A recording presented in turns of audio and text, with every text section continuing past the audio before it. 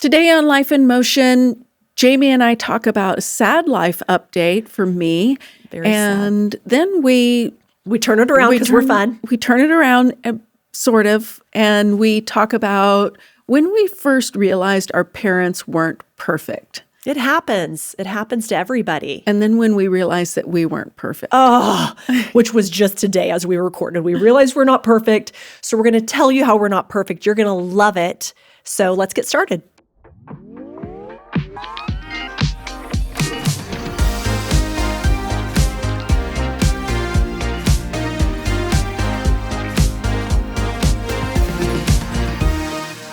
Twenty 2025 is off to a great start. Okay. My best friend died. Oh my gosh, Heather. It's so sad. First of all, I'm your best friend.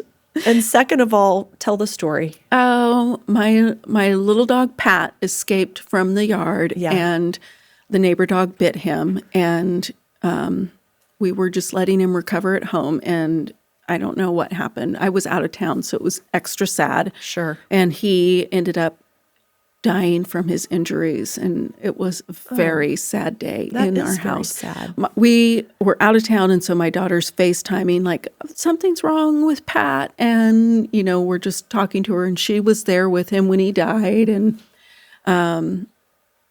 so I had to call all of the kids and tell them, because she was home alone, so I had to call everybody else and tell them, and so my oldest daughter, I called her and I said, I need you to get home right away. Pat just died. And my goodness. Suzu's home alone, and I'm having to tell her what you need to do with the body. Oh my goodness. And then I called my son. He was out, and I said, I have sad news. Pat just died. I need you to get home. Take care of the girls. Take care of the girls. Yeah. They need lots of hugs. Lucy might need help doing something with his body. And it's freezing cold. And so it's like burying him is not an option. And I'm out of town. So I'm like, you're going to have to go home and be the man of the house and take care of all the girls. Yeah.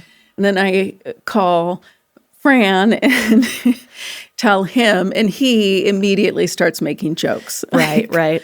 I don't even remember what they were, but sure. He's just like, makes a meme, immediately makes a meme and posts it on social media.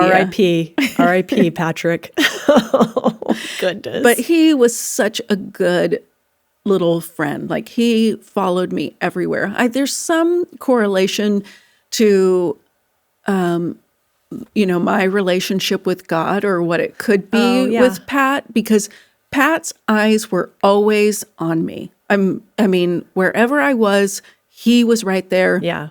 He was anticipating my every move, what I was going to do. He was very attuned to my routine. Sure. So in the morning, he knew we get up and we go wake up the kids, and he would go with me and wake people up for school. Yeah. And then he would sit and wait and watch. He'd lay on the couch and he'd watch everybody come in when eating breakfast and things like that. After they leave, I make coffee and I go back to my room to read my Bible. And he will sit by my bedroom door watching me make coffee, waiting for me to come back to my room so he can sit at the end of my bed while I drink my coffee and read my Bible. Yeah. Bedtime, he knows I get ready for bed. I have a cup of tea or something. He gets to sit in the room for a little while. He sleeps in the laundry room, but he would sit in the room with me at the end of the bed while I read and had tea at night or whatever. And it's just like he was always there. Like, wherever I'm going, he's going with me. He's always watching me. He's totally attuned to whatever I am doing. And it's just like, I know that the Lord's like, this is the way that you should be with me. Like, always looking at me, knowing the way that I flow, the way that I go, you should always be looking at me this way. And I'm just like, I miss my friend. Sure. So much. I keep going to my room expecting him to be there waiting for me. So it's been a sad month. Oh my goodness. I want to be careful how I say this, but you and Fran making jokes? No, Fran, I'm not about to make any jokes about Patrick. I was just thinking, like, wherever you stand, like how you view animals and pets in your life or whatnot. But in some regards, like having just lost my dad who lived outside of my home, and I have not lived with my parents since I was 17 years old. And I mean, my dogs see me every day. Yeah. And, they always say a dog, like, doesn't care what you've done wrong. They just love you all the same all the time. And so in some regards, that's a different, harder loss. Anyway, please don't send us any hate mail. But anyway, just a hard pill to swallow. I thought this was sweet. We were actually out of town together. We were on a working trip, but Brian overheard what was happening on the phone call and came back into the restaurant we were sitting at. It was like, Patrick just died. And I'm like, oh my gosh. And he's like, I'm sending Lee over, which I think like you really have to do life with close friends. You just have to. So our friends Lee and Shannon go over and check on your kids and are just there with them and loving on them. And the next morning, Brian texts Lee and said, how'd it go last night? And I just absolutely loved his response because he said, we were all really sad. And then we told some funny stories about Patrick and laughed. Yeah. And I was like, we were all really Lee will go all in with you. He was sad right there with my kids. We were all really sad. That's the thing is my kids did a really good job of taking care of each other, but then Lee showing up and loving them. I mean, the girls slept in my bed that night, 3 girls in the bed. They're, just taking care of each other. And then Lee came back. I let the girls stay home from school the next day, just a mental health day to grieve. Right. And Lee came over and brought them donuts. And so, you can't say enough about the importance of having community in your life. Yeah. Somebody that will get a text from like you and Whit are dealing with your kids and Brian's texting Lee at whatever time, 8:30 at night. And just like, he's like, Shannon and I are on our way. We'll be there in just a minute. I mean, thank God for friendship. In other news, maybe not quite as sad, but I almost died from the flu. I mean, that might be. We were concerned. That might be I probably didn't almost die. But you were... On day 3, Brian was like, I was about to take you to the hospital. Yeah. So I have been sick now for so long. I'm on probably day 10 now. But the first, when I tested positive for the flu, I asked the nurse, practitioner, whoever was in that room with me, how long is this going to last? And she said 5 to 7 days if you're lucky. She's like, it's a really bad strain. And so I'm kind of glass half full. Like I was just like, okay, 3.5 days. Yeah, I'll be back. 3.5 days. And on day 5, I just decided I gotta go on with my life. And so I took a shower and I did like 3 loads of laundry and then I went right back down to bed. But I mean, I'm talking like it was a miracle to get me up out of bed to the bathroom because I was so weak. It was terrible. Brian said he almost took me to the hospital. Thankfully, he didn't have to. I guess, thank God for modern medicine. The doctor or nurse did tell me which medications I could stack. Like if you take this one, then you can take this one because they don't counter and you need both of them. And you got to keep your lungs clear and you've got to do this. But a couple days in, I was like, I think I'd rather die than go through this. Which sounds ridiculous, but I'm like, cause of death, day 2 of the flu. But it was horrible. This is how I know it's been a long time. Brian was sick over Christmas, and he's like, I cannot get sick again. I mean, I'm not going down. And so the moment I tested positive for the flu, he's been sleeping in Cooper's room, who's at college. And so now that I'm on like day 10, even last night, I was just like, are you coming back to bed tonight? And he's like, no, you're still coughing. I am not getting sick. He still needs his sleep.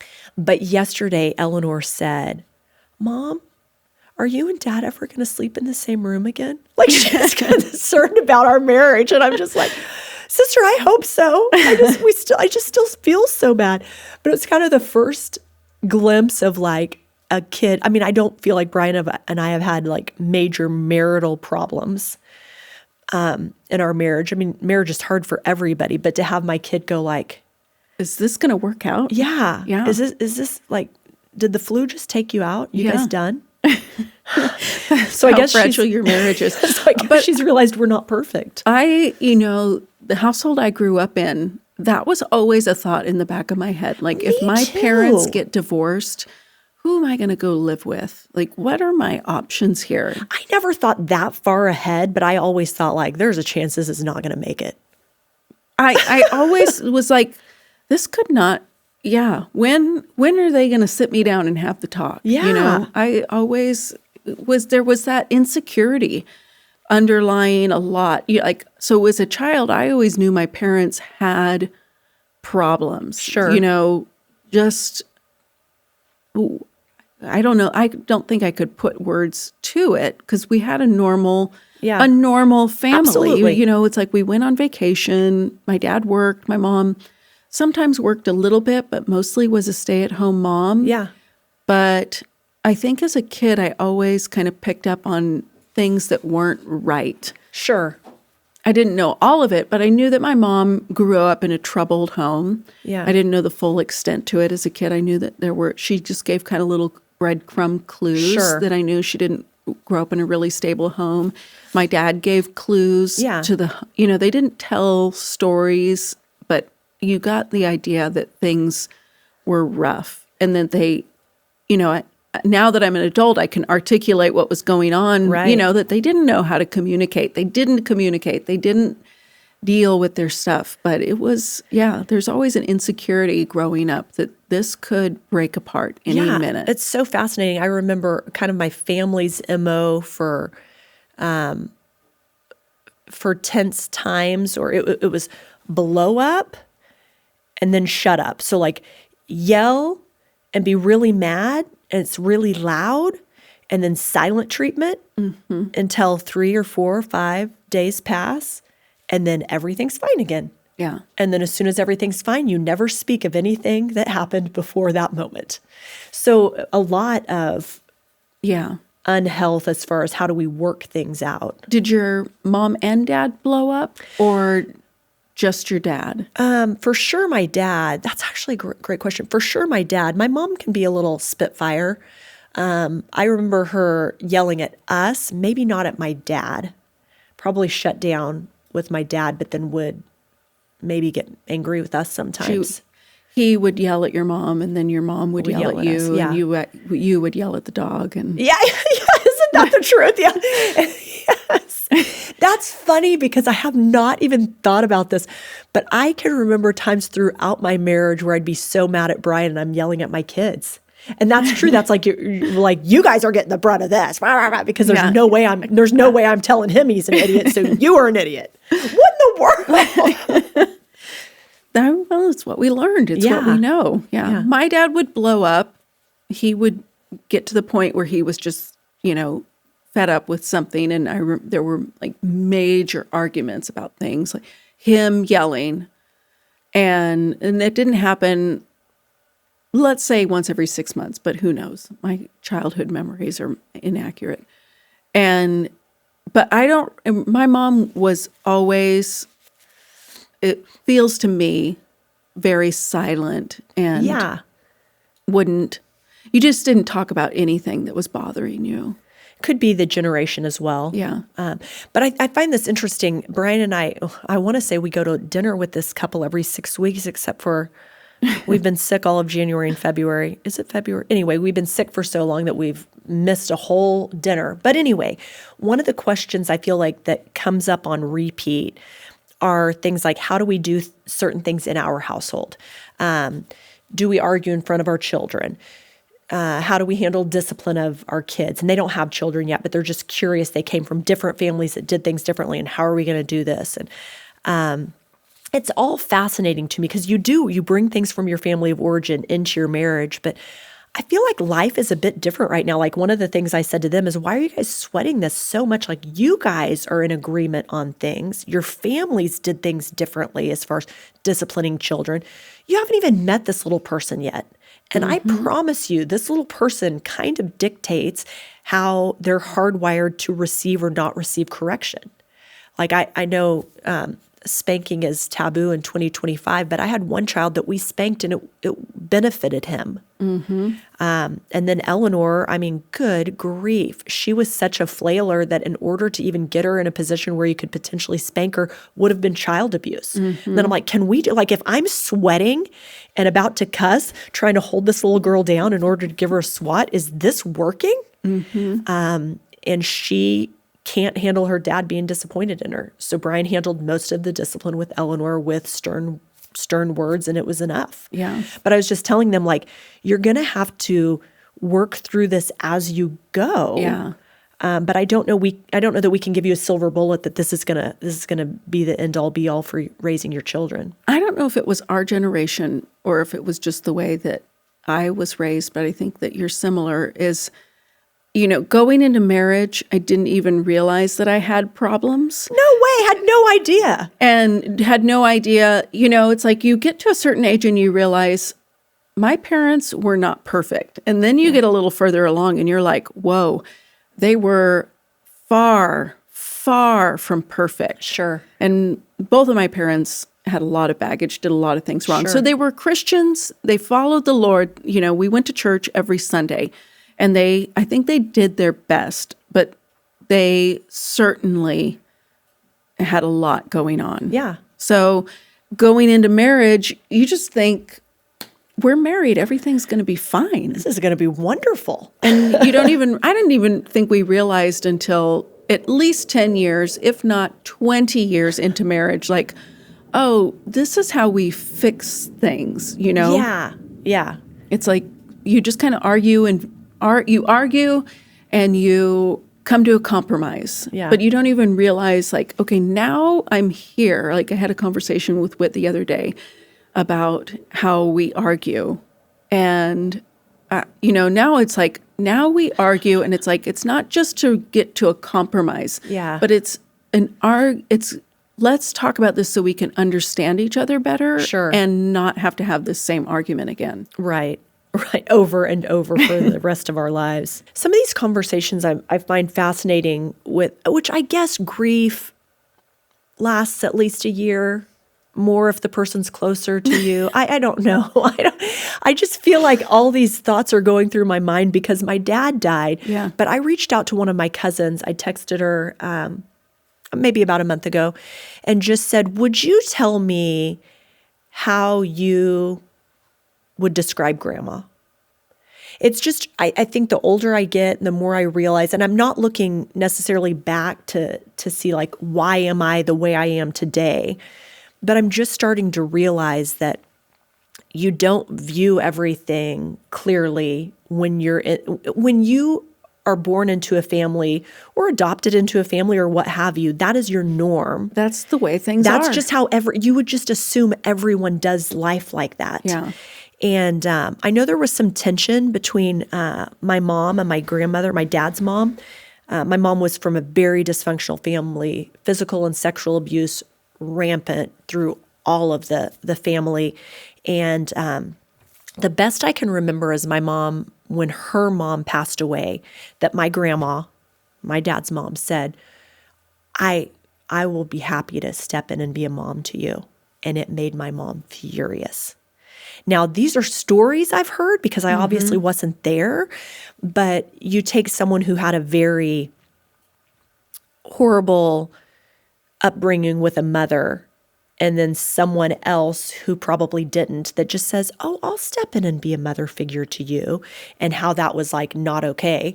So there was some tension between my mom and my grandma that I can remember, but I don't remember if someone told me about it or if I felt it, or I can't remember any of that.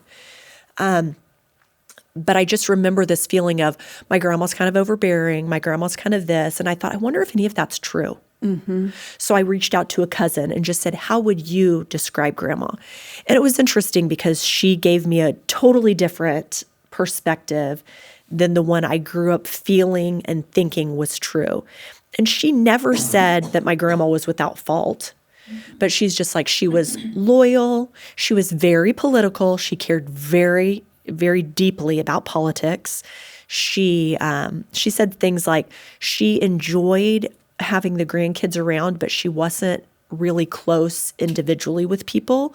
So it wasn't like she was going to have you one-on-one and really get to know you. She was going to have everybody at once, and it was going to be a big craft day, and we're all going to have fun together. So she would create the experiences for everyone to come and have a good time in her presence. And I'm like, oh, maybe I did get that from her, because Eleanor's like, do you want to play dolls with me? I'm like, no, I don't. But I'd be happy for you to have 3 friends over, and I'll buy new doll clothes for all the dolls, and you can dress them all up. Yeah. Love, enjoy. Now, I don't know if that kind of thing is really passed or not, but it's interesting just in light of the season of life, and I'm watching the older generation pass away and wondering, what am I handing down to my kids? What's normal? Mentoring young couples and them saying, well, how did you handle discipline? And I will say, I think that we're handling conflict maybe better in our marriage than what was modeled. I don't think anything was modeled for me that helped benefit me, that helped teach me this is how you might do it. Yeah. Brian and I are both very headstrong, which means we're going to not see eye to eye frequently. And we don't tuck that all in and button it all up so that everybody thinks everything's perfect. We kind of live it out in front of you and come to resolutions in front of you as well. I don't know if that's the right way to do it or not either. But Yeah. we started actually talking about this before we recorded because you're having to work on this for your chaplaincy. Yeah, I'm working on my genogram, which looks back at past generations to notice patterns with people. And, you know, both sides of my grandparents were just very unhealthy. My mom's mom, so my mom's mom lived with her mom in property, and So great-grandma lived with great-great-grandma. grandma lived with great grandma. Okay. And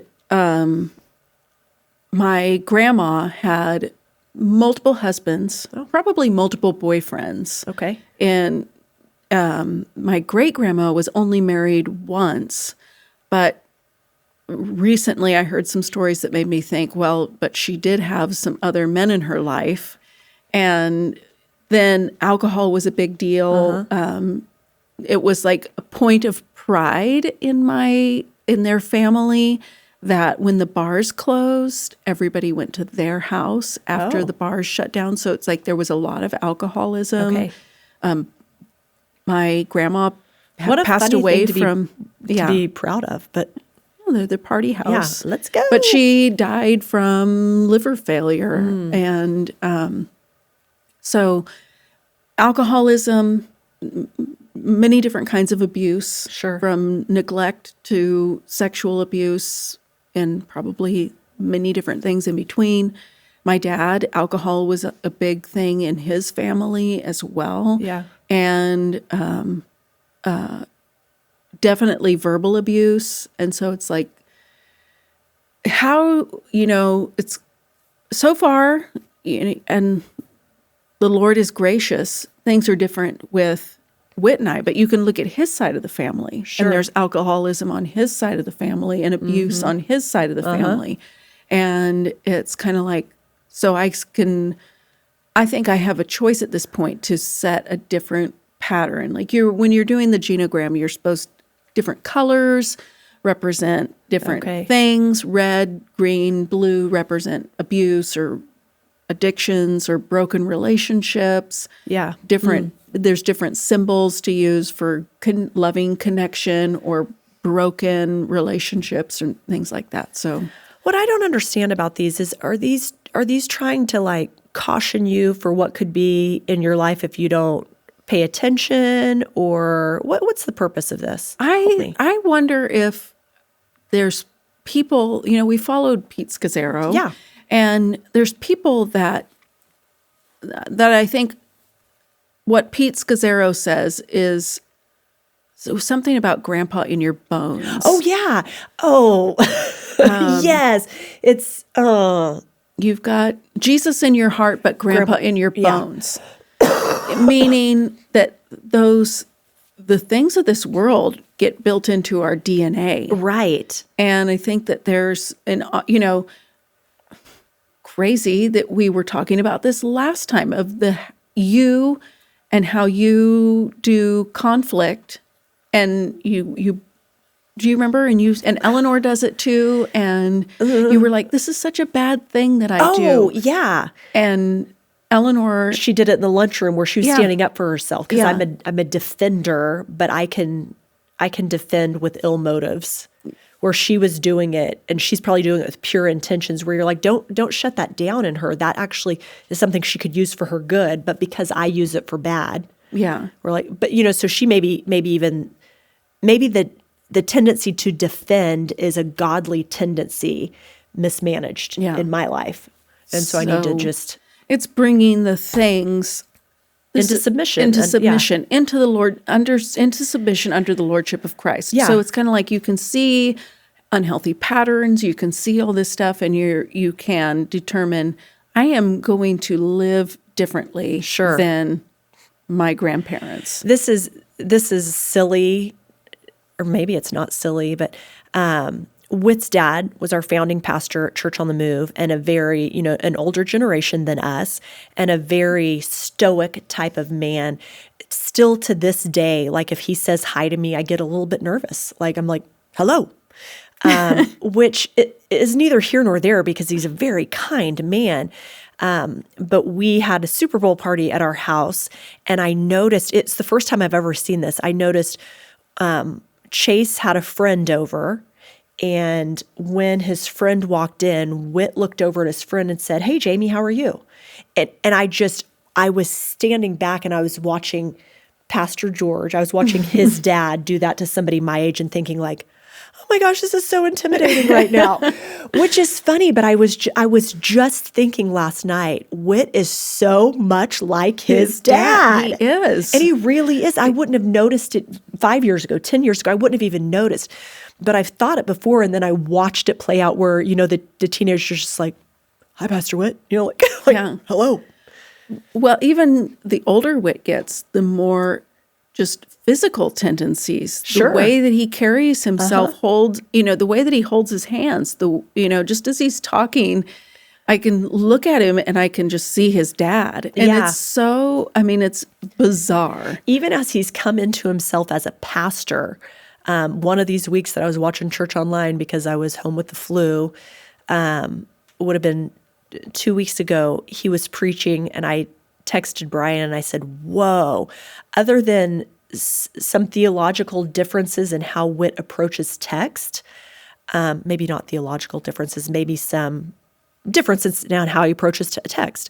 Other than that, this just took me back to being in my 20s, so much scripture and sound teaching, whoa, I just feel like I just saw Pastor George.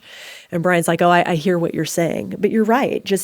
So there is something to it. There is something to it that we do carry on physical traits, emotional traits, the way that we interact with people. I think, there's relatives that you might not ever have met. Yeah. But then, your mom can say, oh my gosh, you remind me so much of my Aunt Janet. Yes, exactly. Exactly. So as you're doing this for school, what is your hope for you? Maybe we can collectively have some hopes for ourselves as we think about generations before us and what we're handing our kids. Do you think your kids know you're not perfect? I don't know. My kids know I'm not perfect, but I love that that's how you answer. They probably don't know. I don't think so. No, I'm sure that they do. Surely they know by now. But they might think you're normal, you are the norm. This is what a mom does, how a mom behaves. There have been determinations along the way.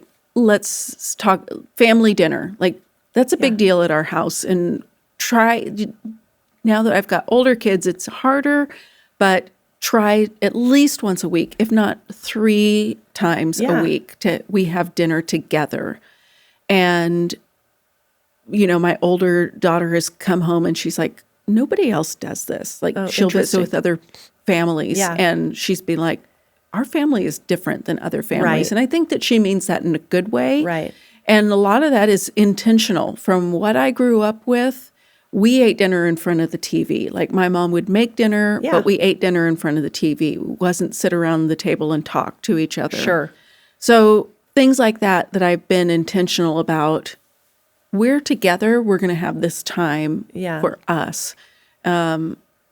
So hopefully I do better. There's things that I can recognize in myself that are like my mom or like my dad that I hope to point out to my kids that they can learn that we don't have to do it just the same way that it's always been done. Right. I mean, none of us are without fault. So I am noticing how I am raising now adult kids. So Cooper is an adult. Chase is about to turn 18. And then, of course, Eleanor. But our family, which is so different than how I was raised, but our family is so close emotionally. I mean, we really share our hearts with one another, what we're going through, that I'm even noticing some of that I think is so good and healthy, but how it plays out in a young adult life where it's maybe even causing Cooper a hard time. Like Cooper's, dated different girls and he kind of wears his heart on his sleeve. And so if he likes you, he wants to go all full in. And it's just like, whoa, pump the brakes. Like we don't even know if she chews loud in public. Like we don't know enough to know that we like her. And he's like, oh, I do. And then just getting completely heartbroken when there's the tiniest little scenario where it's like, maybe she's not the one. He thinks everybody could be the one. And I guess they could be. But I'm realizing even like in my family, like I hope Cooper's learning how to take the best of what we're offering him and providing for him and kick out the stuff that doesn't work, but not lose all of it. Because I think he's learning that to go all in and trust without a second thought. Like everyone in our family, in my nuclear family, we're very safe. We've got your back. You can tell us anything. We're not going to shy away from it. We're not going to run away from it. We are with you. We've got you. And I think he thinks that the world is like that. And so I think he's learning in dating relationships and friendships and other scenarios that like, you got to guard your heart. Not everybody is safe. Not everybody's going to take care of your emotions or your feelings and he's learning some things the hard way where I'm just like, I never meant for that to be the lesson that you've learned in our house. That you just go out and willy-nilly trust the world. These people, I don't know any of these people. I know one thing I purposed in my heart when I had kids to do differently was I felt, and I don't blame my parents for this. I think it's how they were raised and passed, but I didn't feel heard and really seen for who I was. Granted, I talk a lot. And so now that I have kids that talk a lot, I get it. I totally get it. Like I can remember, I think I've told this story before, but I remember my dad wallpapering a bedroom and I'm just talking. And he's like, JJ, shut up. JJ, shut up. JJ, don't breathe. Because he was concentrating, trying to get the lines lined up. But like that stuck with me. It came out in counseling when I was in my 40s. Yeah. Of JJ, don't breathe. My dad was not wishing me dead. I just remember how that struck and hurt my heart so bad. And I purposed as I had younger kids that like, I'm willing to talk through things with them. Such a naive thought of how this was going to go down. And so even as little kids, like, what's the matter? Cooper, Chase, Eleanor, what's wrong? And allowing them to talk and us talk through things and not be so quick to be like, sit down, shut up, that's enough. And I let the pendulum swing too far because then I've got teenagers that like want to negotiate everything and talk through everything. And it's just like, sometimes no is just no. Yeah. Like, you got to quit pushing me because then I'm losing my temper over stuff. But I trained them in that regard. And so then had to kind of work against it. So I think some of the things that we don't like about growing up, if we're not careful, we take out the good parts of that. Like what was good about my parents was they were the authority and I had no I knew that. I knew that to be true. They were in charge. I also knew that my parents were going to protect me and look after me. I felt safe with them. And then here I take the pendulum all the way to the other side where my kids sometimes are like ruling over me. Like sometimes Brian's like, just say no. And I had so conditioned myself to let them be heard first. But I will say in my futile attempts to parent better, I'm close with my kids. I feel like I especially see this in my older kids at 20 and 18, and even in Eleanor, that when their back's against the wall, they always call either Brian or I. They call different ones for different reasons, but they always want our opinion and our advice. And we're careful to say, like, you don't have to do it this way. I just said this to Cooper recently. I was like, you don't have to, or maybe to Chase, you don't have to do it this way. But what I see in you is X, Y, Z. And if you keep going down this path, I think the same thing's going to happen over and over again. I would urge you to try this. And I've proven myself trustworthy. So he gave it a try and it worked out to his benefit. So thank goodness for God's grace. Like as you shift and do things different. Is there anything that you experienced in your home growing up that you've decided to do different and it's worked out or not? Yeah, I don't remember. I think it was probably my mom who did this, but it was probably my dad as well, because there was a lot of silence in my home, and then my dad would explode of me holding on to things, or even we would get into when I would get in an argument and I would pout or give him the silent treatment, withdraw, Did you save those offenses for later? Like put them in your back pocket? I might need to bring this up later. I think I probably did. Yeah. Seems like a normal. Yeah. And then as, Whit and I kind of worked through that a little bit, but then my daughter was the same way. Grandpa in her bones of getting emotional and stuffing it and, just getting correction and then like, it's fine, and going to her room or giving the silent treatment, holding on, and I'm just like, okay, this has got to stop. Yeah. You can't carry on this way. Sure. It's not good for you. It took me a long time to learn it, and I don't want you to have to go down the same path that I did and figure out how to quit doing this when you're 30 instead of right now when you're 16. And so it's kind of like, let's talk about this before. It's okay to share that your feelings are hurt. It's okay to share that you're frustrated. You don't have to hold on to that and pretend that those feelings don't exist. You're safe to share that, and I want to listen to you, as opposed to stuffing it and pouting and hiding in your room. One encouragement I have for everyone listening, I think this is the grace of God. No matter when you figure it out for yourself, and I don't mean figure it out like everything, but you recognize something, you acknowledge it, and you decide to work on it and fix it, your kids and the next generation benefit. If you recognize it at 30 and you can start making some shifts and some changes, your kids and the next generations behind benefit. If you realize at nearly 50 and you choose to make some changes, your adult kids certainly notice and see it and benefit from it. So it's never too late. Yeah. That's what I love about following Christ is like you can't be too far gone. You can't be too late. I think this about our friend Kat, who she had some years that were difficult with adult children.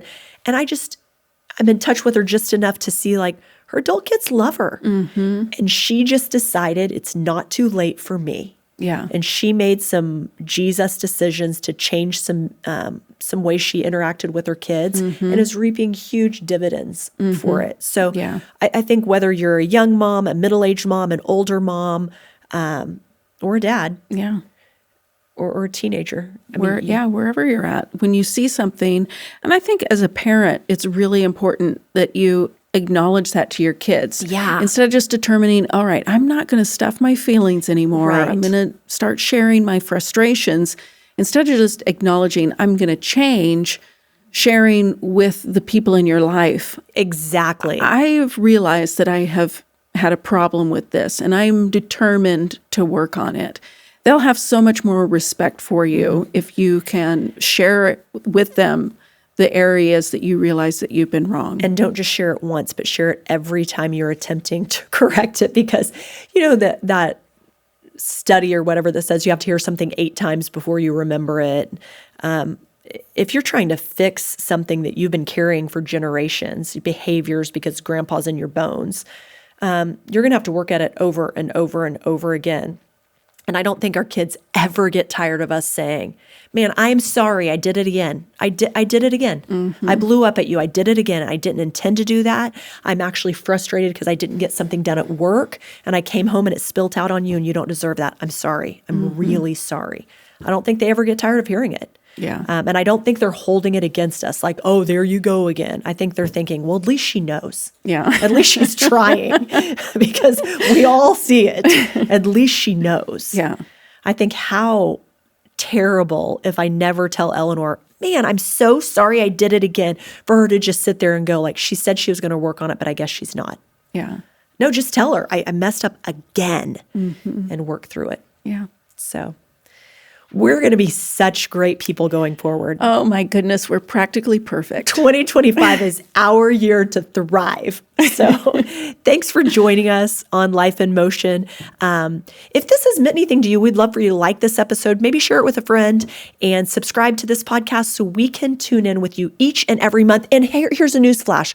If you're a regular listener, typically we drop on the last Tuesday of every month. We're switching that to the last Thursday of every month because TGITH. Thank God it's Thursday.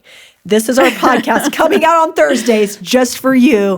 So thanks for joining us. We'll see you next time.